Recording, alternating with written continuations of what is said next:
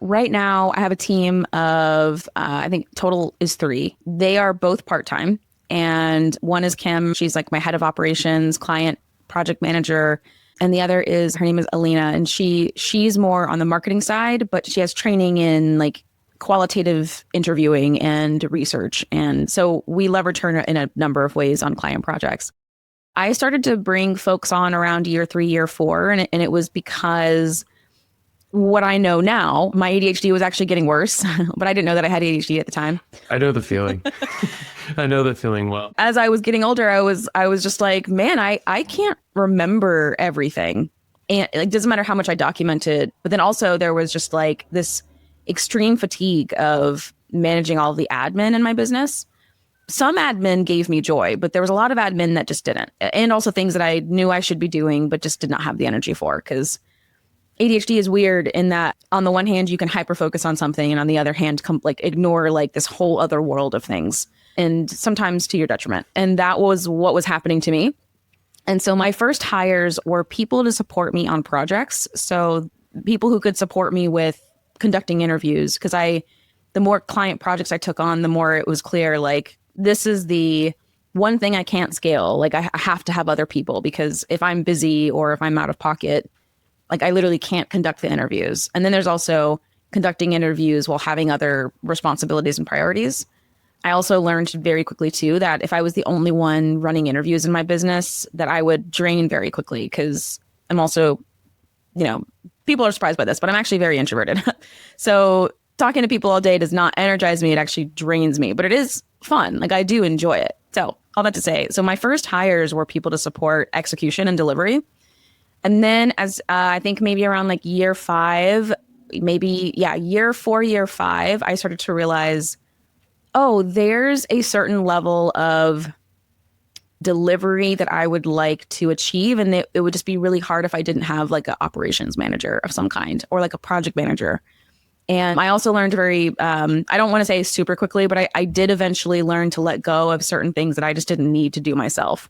So delegating was a muscle that I had to build. And I don't want to say it was fast, but once I learned how to do it, everything, like hiring, became so easy after that. And then after that, delegating certain parts of the process, but really keeping me in my zone of genius, that was much easier as we went along. And now I would say there are still certainly kinks. Like our biggest challenge right now is actually just capacity. Like, I have to hire more people to take on too many more projects.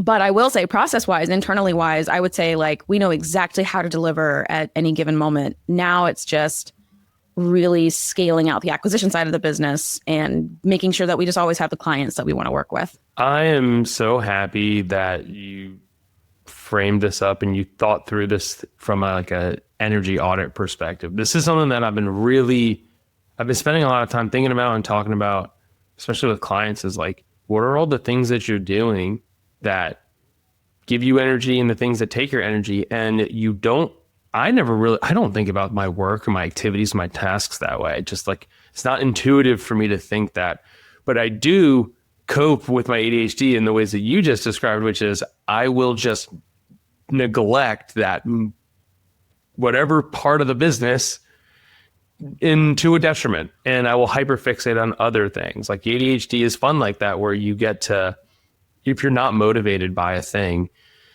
until you're like, you procrastinated so far until like absolutely must be done, and you're like, okay, fine, like I'll do it, but that's like the only way that it'll get you to do it.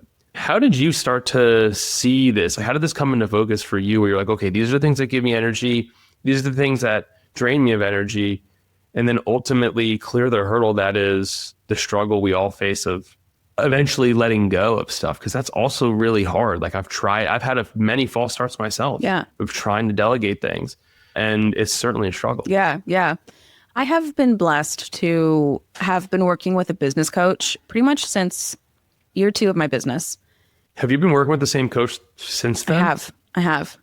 That's amazing. I have so many questions about that. But keep going. His name is Charlie. He's amazing. And I brought on a coach because I was also dealing with a lot of fear. I had so much fear when I started my business. And a lot of it was because I didn't really know what I was doing, but also I wasn't really sure what I really wanted to get out of this experience, except for just making sure I was supporting myself financially, creative freedom, honestly, like being able to go into different avenues and explore different things and not really have too many limitations there.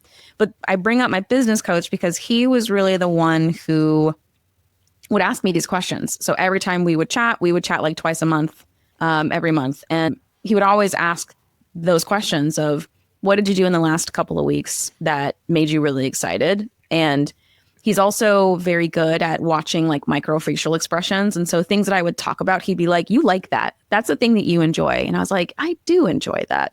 And then things that I'm like very energetic, clearly energetically displaying that I dislike, he's like, I don't think, maybe we should figure out how to delegate that.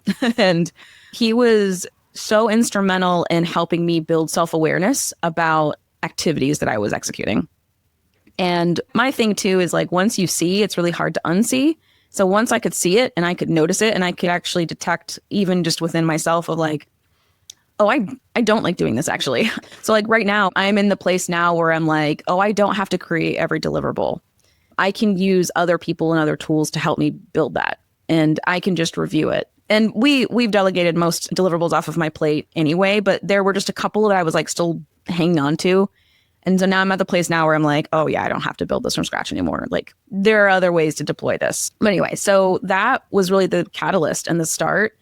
And I like a good questionnaire or like some type of log or like check-in. And I used to keep what was called like a founder's journal. And one of the questions was, what are you most excited to do today? And that question would always make me just kind of like really tap into like, what am I actually excited about today? And that process really kind of cultivated a lot of the, again, that awareness, but also the connection of, oh, what do I enjoy, but what do I not enjoy? And then here we are today. Well, it forces you to think intentionally about the life you're living and not habitually. I think this is something we all fall into. Like, I always joke that you don't have to be crazy to do this work, but it helps. And when I say that, it's like, because you have to really want it. And you have to like, there's a lot of, I don't know if it's motivation or ambition, but there's a certain personality trait that's probably a little off axis that you get obsessive and then you tunnel vision into the work because you love it. But then you lose sight of the original motivations or all the surrounding things. And like, you tend to throw yourself at the work. And it lends itself really well to being an entrepreneur and not an employee for many obvious reasons. Like, you get to reap the rewards of that.